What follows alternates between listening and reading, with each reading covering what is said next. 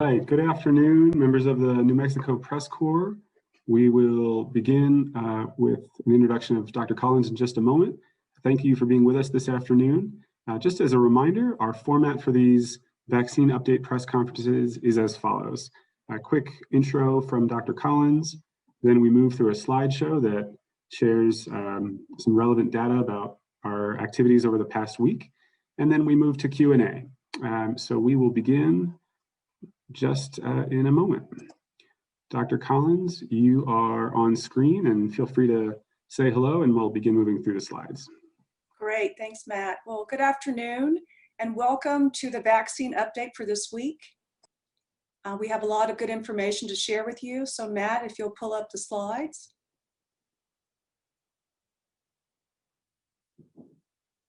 Okay.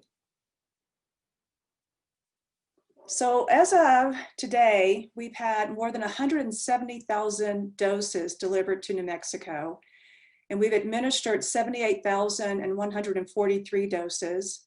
Within the last 7 days, we've administered more than 30,000 doses, and this again is based on 81% of providers reporting. So the good news is New Mexico has one of the highest administration rates in the country. Next slide. I do want to remind you about accessing the registration website. You have two options, either vaccinenm.org or cvvaccine.nmhealth.org. Both of those links will get you to the right location to register. Within the last 3 weeks, we've had nearly 400,000 New Mexicans to register for their vaccine. We encourage all of you to register. It is the way that you can get yourself in the queue, and then we can follow up with an appointment so that you can get your vaccine. You can modify your profiles at any time, and again, you will receive notification when vaccine is available at a nearby location. Next slide. So I wanted to walk you through the phases for distributing the vaccine. So as you know, Phase 1A was the phase we were in just before we opened up 1B.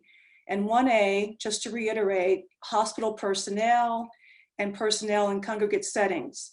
And so we've now opened up 1B.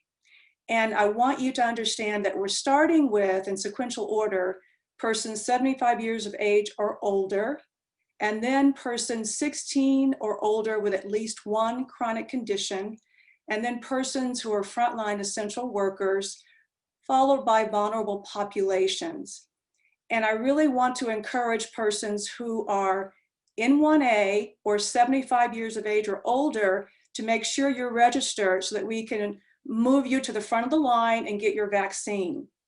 Now, when we talk about sequential, what we're wanting to do is to reach as many as we can who are 75 or older, and then move to those who are 16 or older with at least one chronic condition. Those conditions can include cancer, chronic kidney disease, immunocompromised, asthma, obesity, or hypertension. What I just read there is not an exhaustive list, but it gives you an example of what we mean by a chronic condition. Please keep in mind that a substantial number of New Mexicans will meet eligibility based on that one group, being 16 or older with one chronic condition. We also have frontline essential workers who are key to keeping us functional, and that includes K through 12 educators or those who work in higher education who cannot work remotely, and grocery store workers. And again, we have a list that we've made available that includes frontline essential workers. As far as vulnerable populations, we're talking about shelters, about our youth, about detention centers, correctional facilities. These are vulnerable populations because these are people most likely to be infected who don't have the option of distancing themselves. And so they're more at risk for COVID and they're more at risk for dying. So we really have to be very efficient and strategic in getting them vaccinated as doses are available. After 1B, which we're looking at covering the winter through the spring, we'll move to 1C, and then after 1C, we'll move to phase 2, which is a general population. Next slide, please. So for the full distribution plan, please again visit cv.nmhealth.org, and you can learn more about COVID vaccine. So thank you, and I'll stop there and open it up for questions. Thank you, Secretary. And just as a reminder to members of the press corps, please raise your hand if you'd like to ask a question. I will unmute you and let you know I've done so. And at that point, just please identify yourself by your name and your outlet. I'll begin with Julia Goldberg of the Santa Fe Reporter. Julia, you are unmuted. Please go ahead and ask your question. Thank you so much, Matt. Thank you, Dr. Collins. I had a few questions about the allocation plan. It says that the phases followed CDC guidelines except for places where it was adapted to meet New Mexico's needs. I'm paraphrasing.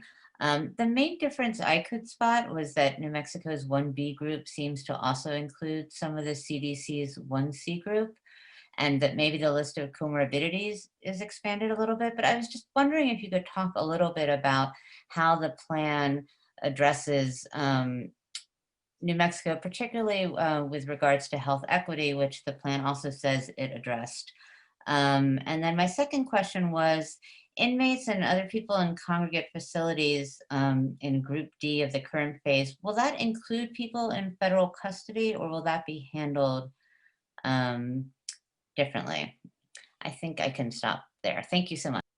Sure. So appreciate the questions, Julia. And we did refer to the CDC ACIP guidelines as a guide for us. We also considered the fact that in New Mexico, a large proportion of our population has one or more chronic conditions.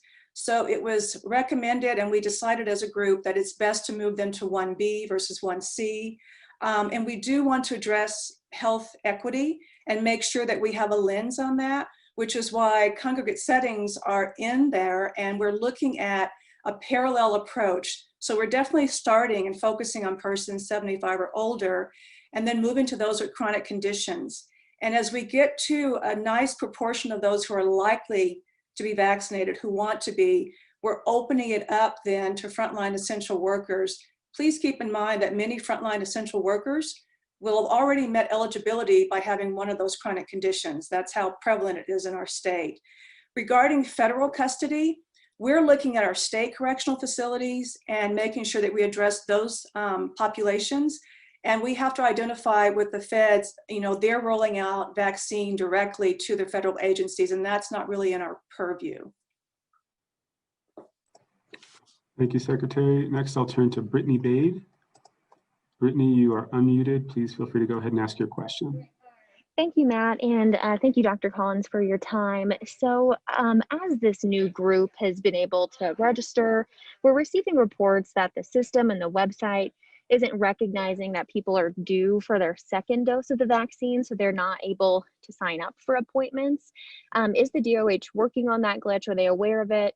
And what should people do who are due for their second dose in the meantime if they can't sign up and they're supposed to get their vaccine on Wednesday? And also, people who are now eligible to get the vaccine, they just say it's, booked. There's no appointments. What should those people do? And then lastly, people who are trying to call the hotline to get some of those questions answered or getting hung up on, they're not getting calls back. How is the DOH working to fix issues with the hotline? That's all. Thank you, Dr. Collins.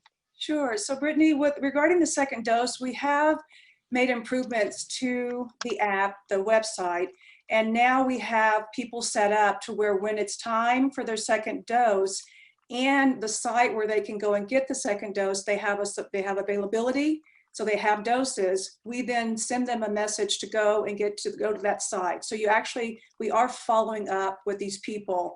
It's just that when we initially started, we did not have that set up. So there is improvement now in the app.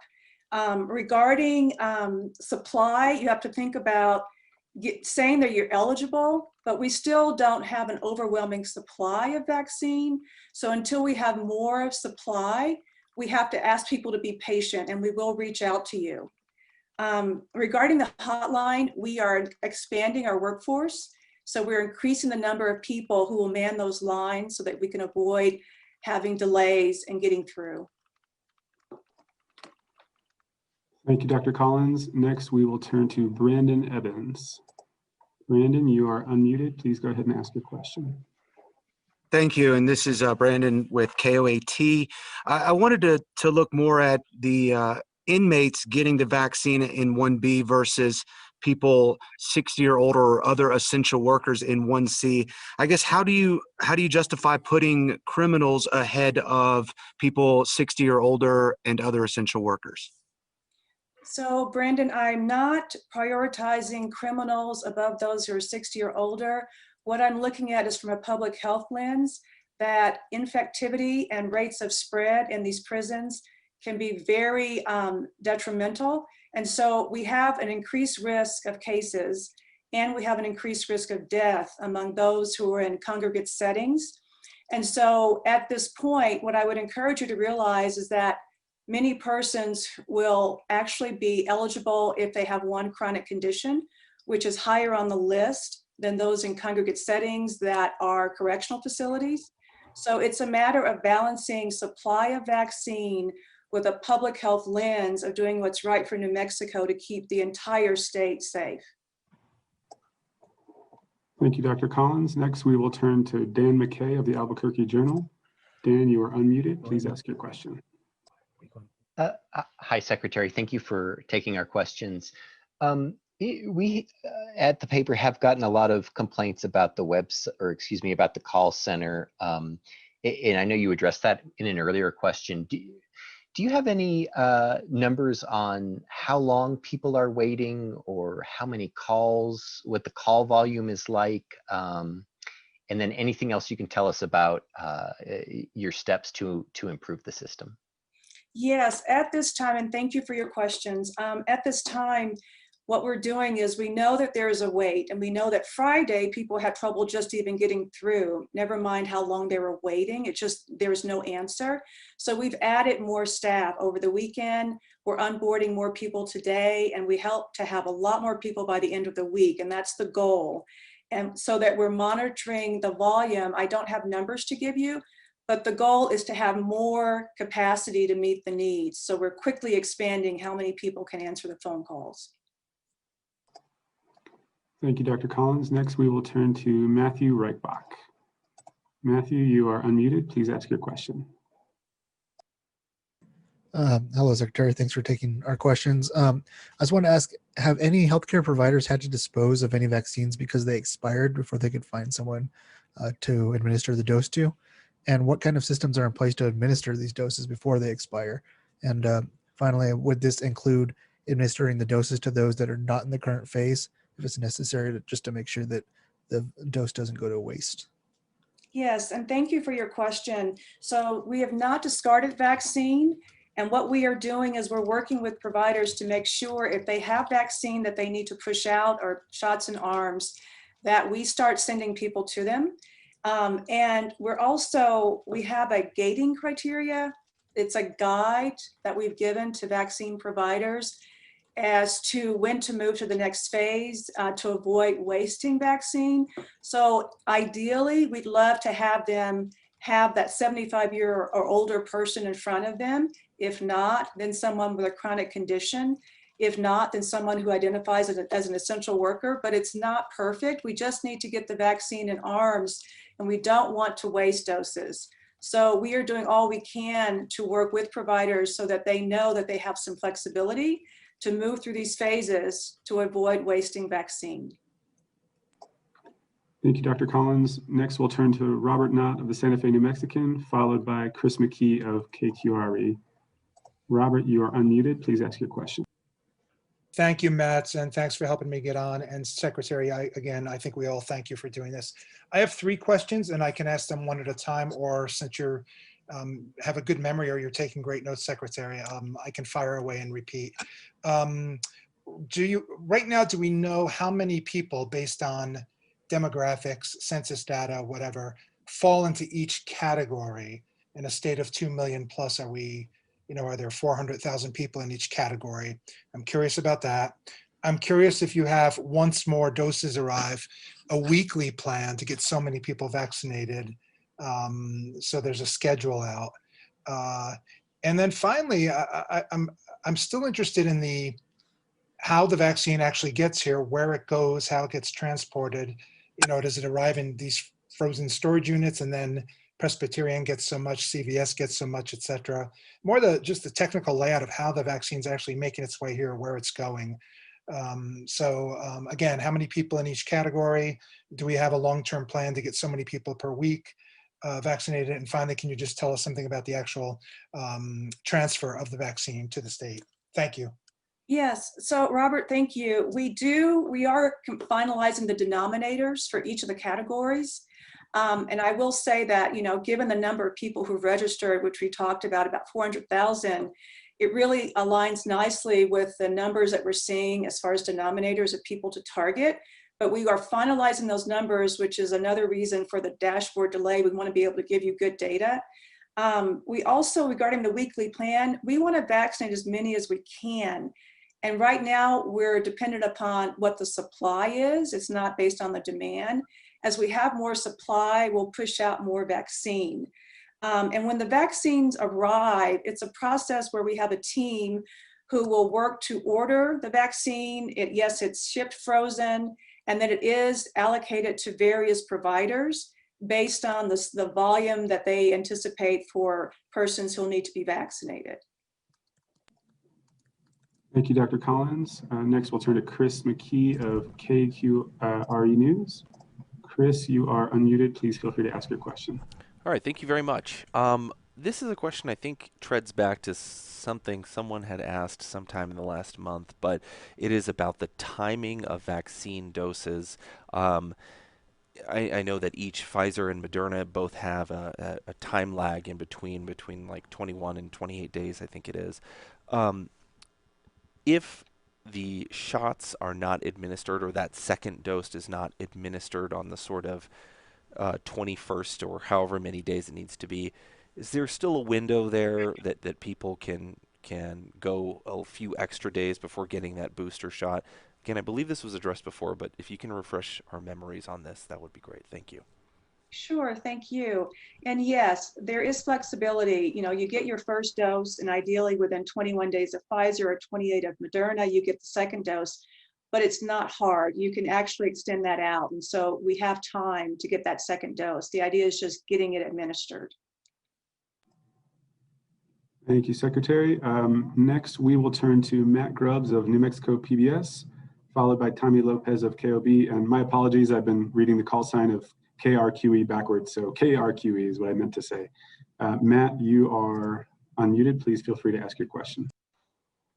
Thanks, Matt, and thanks, Secretary. To follow up on Chris's question, how far out can you push that second dose, respectively, for these two vaccines that you're currently administering? And then the one question I had surrounds the spread of the disease itself. I'm wondering, Dr. Collins, what you feel about the holiday travel surge, if we are seeing it, if we have seen it, if you expect perhaps more cases to come in the next week or so. Thank you. Yes, thank you. So you have several weeks. I mean, there is no hard stop on how far out. Obviously, the sooner the better, so that you have that full immunity. But there is no requirement that you get in within 7 days or within 14 days. You have time. And we really want to try and get people vaccinated as soon as possible with that second dose once we get the supply. Regarding the spread of disease in the holidays, we have seen an uptick in hospitalizations and cases. And so even more so cases, the hospitalizations will follow. But we are starting to see a sort of an uptick in the number of cases, and we just need to keep our eye on it. Again, you have to think about 2 to 3 weeks after an event like a holiday, and then to begin to see what's going to happen if people were not distancing. Thank you, Dr. Collins. Next, we'll turn to Tommy Lopez of KOB, followed by Algernon Damassa of the Las Cruces Sun News. Just a quick reminder to the press corps, if you are interested in asking another question, please keep your hand up. And if you just happen to have that hand still raised and don't want to ask another question, please take it back down. Tommy, you are unmuted. Please go ahead and ask your question. Matt, thank you. Secretary Collins, thank you guys so much for doing this. I have 2 questions for you. The first is, there are multiple studies now that provide evidence that COVID-19 spread in schools during in-person learning is pretty limited. The latest is from the American Academy of Pediatrics. how much weight do you guys give studies like those? Are you looking at them? Do they contribute to your decision making? We'd love any comments that you might have there. And then secondly, the phrasing for educators in the vaccine rollout, the phrasing can versus cannot work remotely. Could you elaborate on who might be in those categories, who within a school district can work remotely, and how is that distinction made? We've been getting some questions from school districts, so anything you guys can provide there would be great, and thank you. Sure, Tommy. So as far as studies, whenever you're considering evidence-based approaches to policy, you want to look at the study, look at the quality, the number, the generalizability, like who they included. And so we definitely look at the data and we definitely consider that, and we consider its strengths and weaknesses as part of influencing how we make decisions. When I talk about someone, or when we include work remotely, like we have to consider, like, there are folks who might do administrative work who can do that from their desktop at home. And there are those who cannot do their work remotely because it requires more face-to-face or hands-on interaction. So it is a way to sort of make sure we're being as inclusive and clear as possible in our policy and our guide on who our various categories apply to. Thank you, Dr. Collins. Next up, we'll go to Algernon Damasa from the Las Cruces Sun News, followed by Jamie Seymour of KRQE. Algernon, you are unmuted. Please go ahead and ask your question. Thank you, Secretary, and thank you, Matt. I just want to go back to facilities where people are being held under federal custody. You had addressed this briefly after Julia's question earlier. And I understand that it gets complex because you have a population that's under federal custody and not state custody. On the other hand, you also have staff who live in local communities and who interact with the population. And so besides the human interest of just getting people in these facilities vaccinated as well, there's also the public health risk that's localized with staff. And so I'm wondering if any more information is available about what efforts can be done to get at the very least the staff of these facilities vaccinated, and whether that would happen on site just to make sure that all the staff at that facility gets the vaccine in their arms. Thanks. Yes, thank you for the question. And I can follow up with you with more details. It really depends on how the doses are allocated and what's coming through our purview versus the federal government themselves. And so I definitely agree with you that with staff are certainly important. And it's important that we try and vaccinate as many as possible. So I see them as being high on the list, but I can provide more details about how we're getting doses from the feds, and I can follow up with you about that question. Thank you, Dr. Collins. Next, we'll turn to Jamie Seymour, followed by Julia Goldberg of the Santa Fe Reporter. Just a reminder to everybody, we're going to aim to wrap up around 3:30. So if you have another question in mind, please get your hand up now, and I'll make sure to put you in the queue. Jamie, you are now unmuted. Please feel free to ask your question. Thanks, Matt, and thank you, Dr. Collins. We were just curious, have you received any reports of people not getting notifications that it's their time to get their second dose? Thank you. Thank you, Jamie. We've not received any indication that people are not receiving notifications that it's their time that we haven't worked to fix. I mean, there have been glitches early on with the website, and keep in mind this website went up in warp speed like the vaccine, and so we're still trying to make sure we make improvements. But at this time, we have done a really good job at making sure people are notified. But keep in mind, it's a supply-demand issue.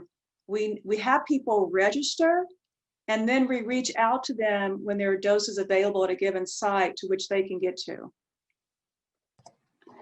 Thank you, Dr. Collins. We'll turn back to Julia Goldberg of the Santa Fe Reporter. Julia, you are unmuted. Please feel free to ask your question. Thank you, Matt, and thank you, Dr. Collins. Just quickly, the allocation plan says that within a given phase, invitations to schedule vaccine appointments are made at random. But since there are multiple groups within phases, does that mean that the invitations for all the groups within the current phase have been sent out? And is that what will allow the individual hospitals and people giving the vaccine to sort of use that framework to be flexible if they're not seeing one group and move to the next one? I'm just trying to understand the logistics a little bit. Thank you. Sure. So I'm going to break your questions into the randomization piece and then the flexibility. So for randomization, the idea is that if we have one dose of vaccine and you have two 75-year-olds, who gets that vaccine? So we randomize to determine who will get that. We do allow flexibility for a given provider such that we have that list of 75 or older, chronic condition as a reference so that they know I've got extra vaccine, who should I target? But we give them the flexibility to find someone to give that vaccine to if they're about to expire. Does that answer your question? Well, sort of, except that this morning the hospital leaders left me with the impression that the state is doing all the scheduling. So I guess I don't understand how they would find the person in the next group unless that person had already been scheduled by the state, who wouldn't know that they were needed at that point. So we have a way of looking in our app to determine who we can push to a given location. So that appointment process is coming through us. So we're able to see, looking at, we have on the website or on our end where we can check vaccine about to expire, location, then we find people within our priorities and push them to that site. So we have that option to do that, and that's what we're doing. Okay, thank you. All right, next we'll turn to Matt Reichbach of the New Mexico Political Report, followed by Brandon Evans of KRQE. Oops, I apologize. I think Matt's name just disappeared. I think his hand went down. So Brandon, I believe you should be unmuted now. Please feel free to ask your question. Oh, yes, just two quick things. So you said you haven't been notified of anyone that was supposed to get their second shot that didn't receive the notification. I guess what would your advice be to someone that is due to get their second shot but hasn't received any communication? And secondly, can you maybe just touch on a couple of things like why someone younger and healthier would be moved to the top of the list, would be eligible now? For instance, like a 30-year-old realtor eligible now who has no underlying health conditions. Thank you. Sure. And so for the first question, Brandon, if you're due for your second shot, your booster, you're a priority for us. And as soon as those second doses, those booster doses are arriving, we're reaching out to you. So if we've not reached you, please be patient. We will. As far as moving someone up who's young and healthy or someone who's 30, a realtor, we're not moving someone up the line per se. What we're doing is we're looking at where we have doses, who's eligible right now, and getting them their dose of vaccine. And then if we have vaccine that's about to expire, we begin to move quickly through our prioritization list. So we could end up with someone who's young and healthy, but we're looking first for those who are 75 or older and on down the list. Thank you, Dr. Collins. Next, we'll turn to Matt Grubbs from New Mexico PBS. I don't see any other remaining hands, so if anyone wants to ask one more question before we, okay, I see one more from Robert Knott. So Matt Grubbs and then Robert Knott, and I think that will probably be a day. Hi, Matt, thanks. Dr. Collins, and I apologize if you've covered this to any extent. Do you sort of expect a steady stream of vaccination doses? Do you expect that to increase as production increases? And how far out do you know how much you're going to get? Thank you. Yes, thank you, Matt. So we do expect currently a steady stream, but we're looking each day. And as we have a new administration coming in the door, we're hoping that that supply increases, but we will know more later. And so really the idea is to vaccinate as many people as we can and to reevaluate on an ongoing basis the doses we have and how many more people we can vaccinate. Thank you, Dr. Collins. I think this will be the final question for today's press conference, and it will go to Robert Knott of the Santa Fe New Mexican. Robert, you are unmuted. Please ask your question. And thanks for circling back, Matt. Yeah, I'm always curious how the self-testing is going. Do we know how many people have requested the Vault self-test? And are you monitoring that enough to know whether it's successful, it's working, there's problems, etc.? Thank you. Yes, thank you, Robert. So we've had more than 10,000 orders placed for Vault. So there are 10,000 people in the state or more than that who've received the kits. Now, some people are hanging on to the kits before they actually collect their sample, because the shelf life is pretty long. So we're moving in the right direction, but I would encourage New Mexicans to really take advantage of Vault. If you have Zoom access, it's a good way to go. And even though they ask for your insurance information, you will not be charged. Thank you, Secretary. That brings us to the end of today's press conference. Any last words for the press corps before we sign off for the day? I just want to encourage everyone to be patient, to please register, and know that we started with 1A and we've opened it up to persons who are 75 years of age or older. So please register and get yourself in line for your vaccine. And thank you.